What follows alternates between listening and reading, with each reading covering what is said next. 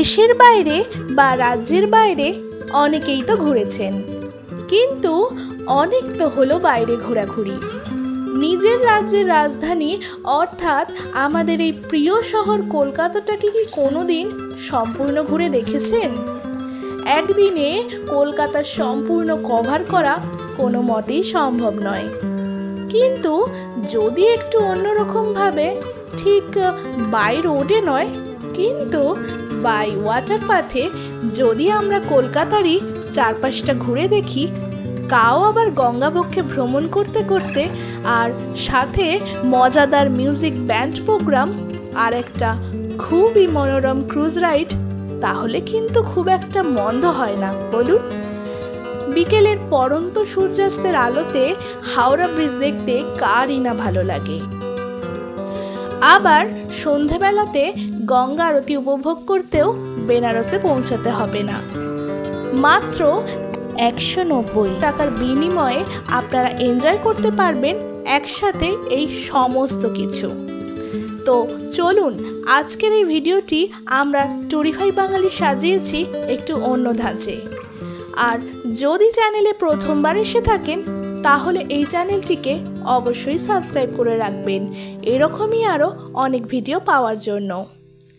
আর এই ভিডিওটি ভালো লাগলে একটি লাইক দিতে ভুলবেন না। তাহলে আপনারা সাবস্ক্রাইব করে দিন, আর আমিও আজ শুরু করি তুমিও হেঁটে দেখো কলকাতা। ওয়েস্ট বেঙ্গল ট্যুরিজম ডিপার্টমেন্টের আন্ডারে কলকাতা হেরিটেজ রিভার ক্রুজ হলো এমন একটি বন্দোবস্ত যেখানে আলোক সুসজ্জিত একটি ক্রুজে আপনারা খুব সুন্দর বিকেল বা সন্ধ্যের 1.5 ঘন্টা গঙ্গাবক্ষে ভ্রমণ করে কাটাতে পারবেন। তার সাথে রয়েছে আরও অনেক কিছু, ভিডিওতে এগোতে এগোতে যার সম্পূর্ণ ডিটেলস আমি শেয়ার করে দেব। রিভার ক্রুজে আসার জন্য আপনাদের প্রথমে কলকাতার মিলেনিয়াম পার্কে চলে আসতে হবে।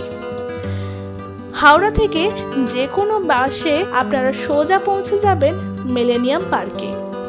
এছাড়াও নিয়ারেস্ট মেট্রো স্টেশন হলো এমজি রোড মেট্রো, সেখান থেকেও আপনারা যে কোনো বাসে ডাইরেক্টলি পৌঁছে যাবেন মিলেনিয়াম পার্কে। মিলেনিয়াম পার্কের সামনে অসংখ্য দোকানপাট রয়েছে।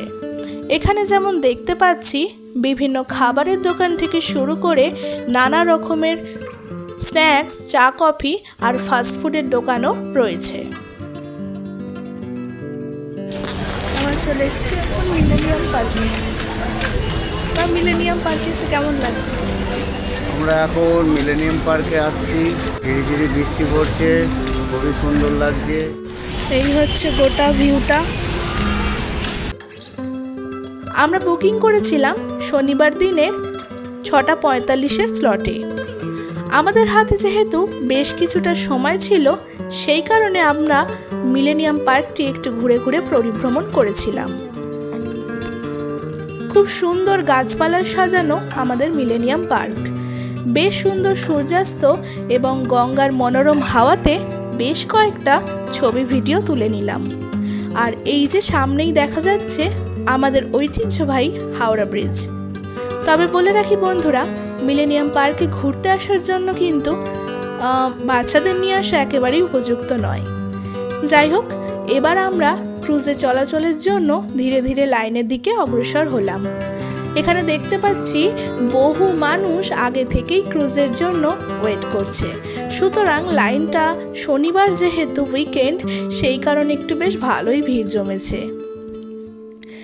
এখন আমরা চললাম আমাদের সেই 1.5 ঘন্টার সফরসঙ্গীর দিকে। এই হচ্ছে ওয়েস্ট বেঙ্গল হেরিটেজ কলকাতা ক্রুজের আন্ডারে সুন্দর ক্রুজটি। অত্যন্ত সুন্দরভাবে আলোয় মোড়া ক্রুজটি সন্ধ্যার অন্ধকারে বেশ দারুণই লাগছিল।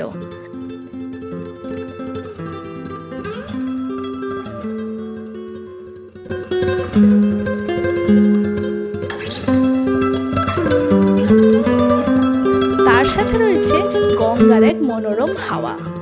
এবার চলুন ধীরে ধীরে প্রবেশ করি আমরা আমাদের ক্রুজে। ক্রুজের মধ্যে ঢুকেই দেখতে পাচ্ছি এখানে বাঁ হাতে রয়েছে একটি ছোট ক্যাফে স্টাইল কর্নার, অর্থাৎ এখানে আপনারা বিভিন্ন স্ন্যাক্স আইটেম এবং বিভিন্ন কোল্ড ড্রিঙ্ক, বিভিন্ন যে ফাস্ট ফুড সেগুলো আপনারা এখানে নিতে চান তাহলে নিতে পারেন, কিন্তু এগুলো কিন্তু টিকিটের আন্ডারে ইনক্লুডিং নয়, আপনাদের আলাদা করে এগুলো কিনে খেতে হবে। সমস্ত ক্রুজটিতে একটা ভালো ব্যাপার আমি নোটিস করেছি, জায়গায় জায়গায় কিন্তু এইরকম লাইফ জ্যাকেটের ব্যবস্থা করে রাখা হয়েছে, আর এই ক্রুজটিতে কিন্তু টয়লেটেরও ব্যবস্থা রয়েছে। এবার আমরা চললাম আমাদের ক্রুজের দোতলায়।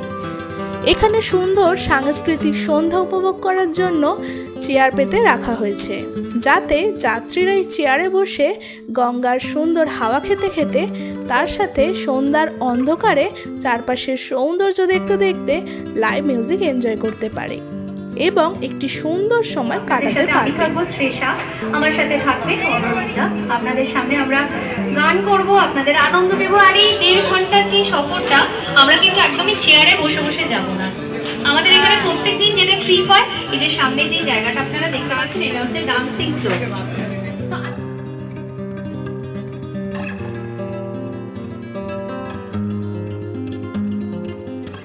একটা সুন্দর উইকেন্ড কাটানোর জন্য এবং এনজয় করার জন্য এটা একটা ভালো অপশন হতেই পারে।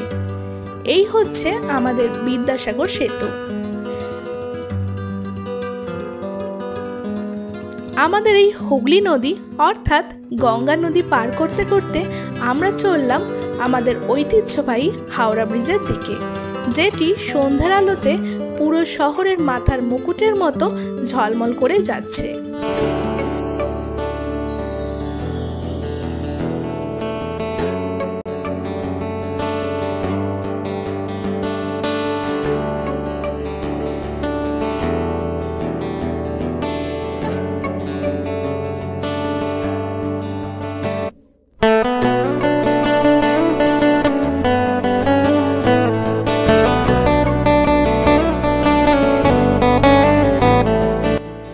এটি হলো রামকৃষ্ণ ঘাট।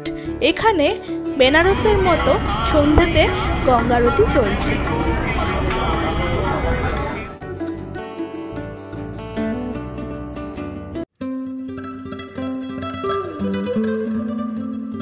এখানে আপনারা নিজেদের মতন করে গানের তালে তালে নাচ গান করেও একটা সুন্দর সময় কাটাতে পারবেন।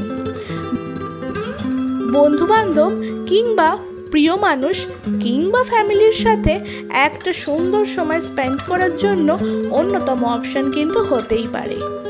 1.5 ঘন্টা কিভাবে যে পার হয়ে গেল বোঝাই গেল না। যাই হোক, সম্পূর্ণ ক্রুজের এনজয়মেন্টের কিছু কিছু মুহূর্ত আমি এখানে তুলে ধরেছি।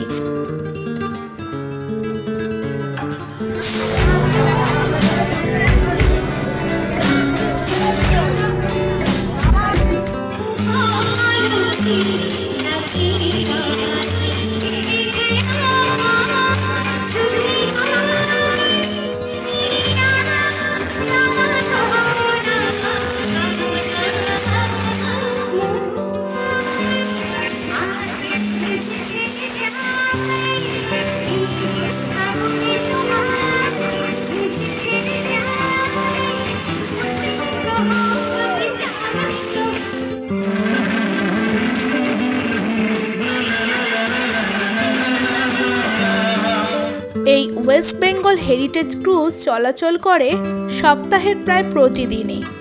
বিকেল 5:30 থেকে সন্ধ্যা 7টা পর্যন্ত হলো এর সময়কাল এবং উইকেন্ডের ক্ষেত্রে শনিবার দিনে চলে বিকেল 4:30 থেকে সন্ধ্যে 6টা এবং সন্ধ্যে 6:45 থেকে রাত 8:15 পর্যন্ত, এবং রবিবার দিনেই সেটা চলে বিকেল 4:30 থেকে 6টা এবং সন্ধ্যে 6:15 থেকে 7:45 পর্যন্ত। রিভার ক্রুজটি মোট 90 মিনিটের, অর্থাৎ 1.5 ঘন্টায় এক সুন্দর সময় কাটাতে পারবেন, যেখানে রয়েছে লাইভ মিউজিক এবং বিভিন্ন এনজয়মেন্টের ব্যবস্থা। আমরা এখানে দেখতে পাচ্ছি এই হলো কাউন্টার। এখানে আপনারা কাউন্টার থেকেই ক্রুজে চলাচল করার জন্য টিকিট বুক করে নিতে পারবেন। এক্ষেত্রে বলে রাখি, এই টিকিটের মূল্য হচ্ছে 190 টাকা জনপ্রতি পার পারসন, যদিও এক্ষেত্রে কোনো রকমের অনলাইন টিকিট রিজার্ভেশনের কিন্তু কোনো সিস্টেম নেই। আপনারা যতটা সম্ভব আগে আসবেন এবং আগে এসে টিকিট কাটলে তাহলে সুবিধা হবে। আমরা বুকিং করেছিলাম শনিবার দিনের 6:45-এর স্লটে।